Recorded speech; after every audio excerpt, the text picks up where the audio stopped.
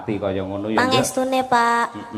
Aja lali karo wong tua, bar iki poso terus bodo to. Nggih, Pak. Ya paling ora aku tak kirimi rekening aku yo transferen ngono. Loh. Ngono ya. Lho, Pak, yo kualik. Lah ngopo? Lah kula sing anake jenengan tirose. Loh, Ya kudune sebagai bapak itu toh menyangoni anaknya. Bukan anaknya yang menyangoni bapaknya.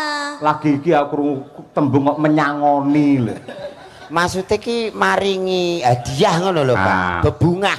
Lah aku nyangoni dhuwit nang ngene iki kan. Ora padha karo Yai Segara. Nah, ning luwih becik aku ndonga mangestoni marang bocah iki men sehat lahir batin, tetep eksis anggene ngibarke bendera seni tradisi di Nusantara yang kita. Lah ngono kuwi kan. Terus mbah nuwun nggih Pak, mugi-mugi jenengan nggih sehat selamat wilujeng nggih Pak. Amin. Awet leh momong anak putune. Ketok tuwek no malian, kok putu barang iki lho.